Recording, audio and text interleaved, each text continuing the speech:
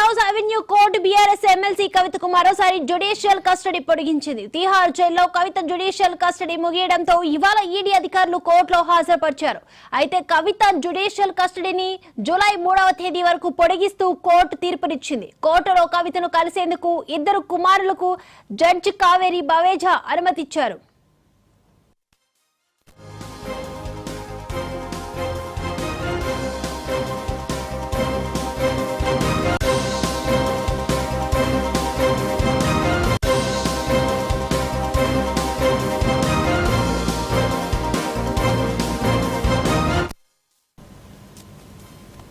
ED తాజా charge sheet లో కీలక అంశాలను ప్రస్తావించింది. లిక్కర్ కేసులో కవితపై అభియోగాలు నమోదు చేసిన ఈడీ మే 10న కవితపై ఛార్జ్ షీట్ దాఖలు చేసింది. తాజాగా ఛార్జ్ షీట్ ను పరిగణలోకి తీసుకుంది స్పెషల్ కోర్టు. లిక్కర్ స్కామ్ లో 1100 కోట్ల నేరం జరిగిందని ఛార్జ్ షీట్ లో ఈడీ పేర్కొంది. 192 కోట్ల లాభాలను ఇండో స్పిరిట్స్ పొందిందని, 100 కోట్ల ముడుపులు ఆమ్ ఆద్మీ పార్టీకి ఇచ్చారని తెలిపింది.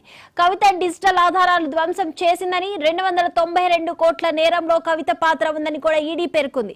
ఈ అంశానికి సంబంధించి మరిన్ని అప్డేట్స్ అందించడానికి మా ప్లానింగ్ ఎడిటర్ సురేష్ గారు సిద్ధంగా ఉన్నారు. సురేష్ గారు, దీపిక అంటే ఢిల్లీ లిక్కర్ కేసులో అండ్ తాజాగా ఎన్ఫోర్స్మెంట్ డైరెక్టరేట్ ఒక ఛార్జ్ షీట్ దాఖలు చేసింది. ఆ ఛార్జ్ షీట్ లోనే గతంలో ఏదైతే చెప్తూ వచ్చారో అదే అభియోగాలని మరొకసారి ఈడీ పునరుద్ఘాటిస్తూ ఇందులో ఎమ్మెల్సీ కవిత గారి ప్రమేయం ఉంది.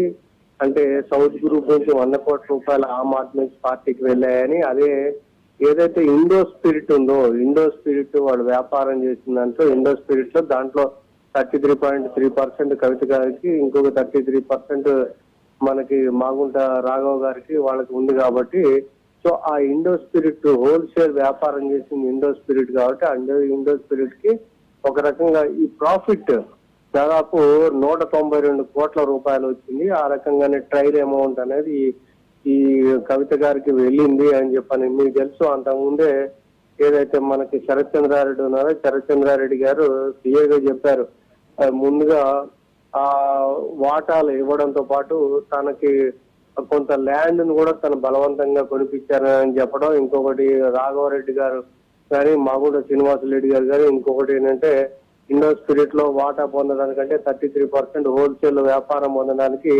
తనకు ముందుగా 50 కోట్ల రూపాయలు ఇవ్వమన్నారని, అయితే అందులో 25 కోట్ల రూపాయలను తాను 2 దఫాలుగా మనకి కవిత గారికి ఎవరైతే పంపించారో అభిషేక్ బోయినపల్లి కానీ లేకపోతే ఇంకోటి కానీ వాళ్ళకి హ్యాండ్ ఓవర్ చేశాను, ఆ రకంగా 25 కోట్ల రూపాయలు ఇచ్చానని చెప్పని ఏది అప్రూవల్ గా మాట్లాడి ఆ వివరాలు ఏదైతే అందజేశారో అయ్యే విషయాన్ని మళ్ళీ ఇప్పుడు తాజాగా ఇటీవలనే ఇంకొక 7వ అనుబంధ ఛార్జ్ షీట్ లో కూడా కవిత గారికి విషయంలో చాలా స్పష్టంగా చెప్పారు. ఏంటి, మనకి ఏదైతే అవాలా రూపంలో వెళ్ళిన 30 కోట్ల రూపాయల్లో అది గోవాకి వెళ్ళాయి, గోవా ఎలక్షన్స్ లో ఎన్నికల ప్రచారంలో దానికి ఆ డబ్బును ఉపయోగించారు.